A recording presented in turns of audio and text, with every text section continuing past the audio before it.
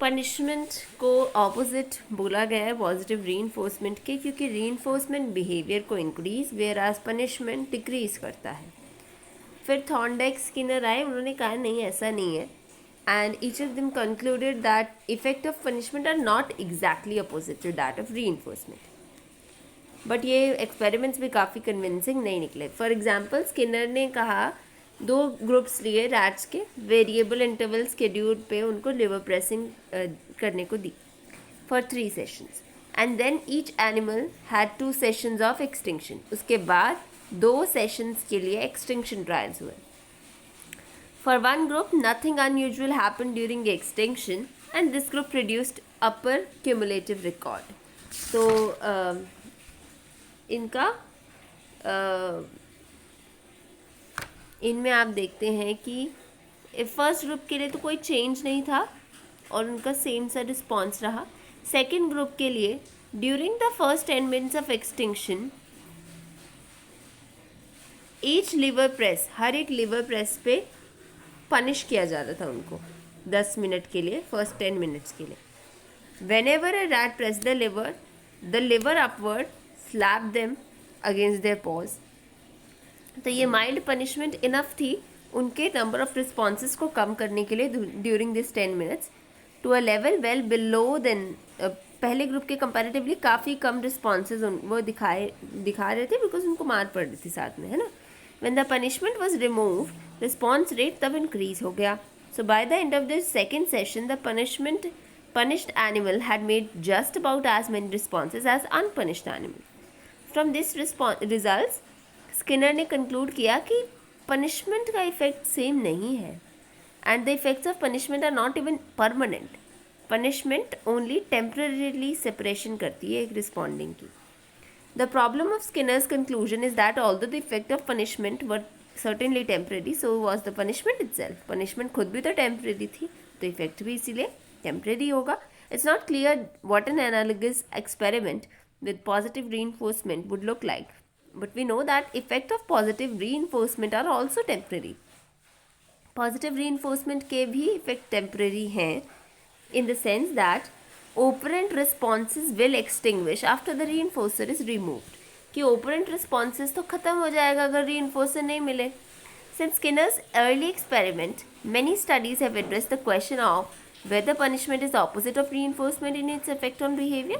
So इस पे कई सारी स्टडीज़ की गई जिनके बारे में हम बात करेंगे। सबसे पहला क्वेश्चन आता है, is punishment opposite of reinforcement? Is punishment the opposite of reinforcement? We can attempt to answer this question by examining the 2 words used by Skinner, temporary and suppression। ठीक है, 2 words यूज़ करेंगे हम। If unlike Skinner's experiment, the punishment can contingency is permanent, अगर punishment permanent होगी, is the decrease in behavior still temporary? क्या फिर भी जो behavior में decrease आएगा क्या वो temporary होगा? Sometime it is, for a new sometime it is, for a number of studies have shown that subjects may habituate to relatively mild punisher। कि कई बार देखा गया है स्टडीज़ में कि सब्जेक्ट्स हैबिचुएट कर जाते हैं एक माइल्ड पनिशर की तरफ। आर्जेन ने एक एक्सपेरिमेंट किया जिसमें उन्होंने पेजेंट्स को रिस्पॉन्ड करने को कहा स्टेडीली ऑन वीआई स्केड्यूल। ठीक है, पनिशमेंट इंट्रोड्यूस हुई, हर रिस्पॉन्स करते ही उनको माइल्ड शॉक दिया गया। रिस्पॉन्स रेट डिक्रीज हुआ immediately, but over the course of several sessions they return to the pre shock levels. But जैसे जैसे सेशंस बीतते गए सेम वो प्री शॉक लेवल पे आते गए, and despite such result there is no doubt that suitably intense punishment can produce a long term decrease or disappearance of the punished behavior। So despite such results, ऐसे results के बावजूद भी there is no doubt that suitably intense जो punishment है it can produce a long term decrease or disappearance of punished behavior। कि अगर इस पर कोई डाउट नहीं है कि अगर इंटेंस पनिशमेंट होगी तो it can produce long term decrease, even disappearance कराई जा सकती है इस पनिश्ड बिहेवियर की। व्हेन आर्जन used more intense shock there was little और no recovery in responding over the course of experiment. जब उन्होंने थोड़ा ज़्यादा वाला शॉक दिया तो लिटिल और नो रिकवरी देखी गई उनके रिस्पॉन्डिंग में over the course of experiment. Although Skinner did not define the term suppression, later writers have taken it to mean a decrease in behavior.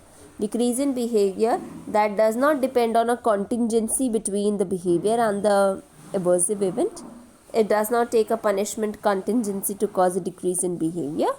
ठीक है, बेसिकली सप्रेशन मतलब बिहेवियर में decrease होना, and that does not depends on contingency between behavior and aversive condition, aversive event. Behavior और aversive event के बीच में contingency पे depend नहीं करता, वो behavior का decrease जो हुआ है उसको suppression कहा जाता है. Decrease in behavior that does not depends on contingency between behavior and the aversive condition. ठीक है.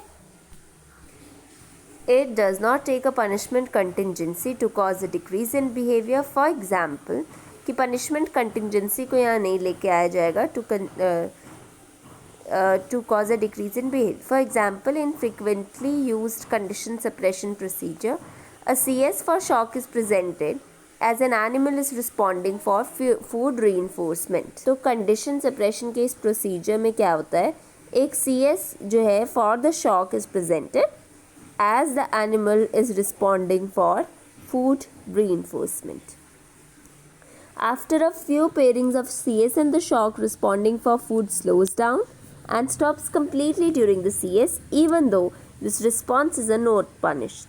कि कुछ पेयरिंग्स के बाद ही CS और शॉक की रिस्पॉन्डिंग जो है फूड की during that CS stops, even though in responses को पनिश नहीं किया गया, and no behavior on the part of the subject can prevent the shock. कोई भी behavior on the part of subject can prevent the shock. कुछ भी कर ले वो बेचारा shock तो उसको लेना ही पड़ेगा. So in short, an aversive event can cause a general decrease in a subject's ongoing behavior. Aversive event जो है वो कहीं ना कहीं subject के ongoing behavior को कम कर सकता है.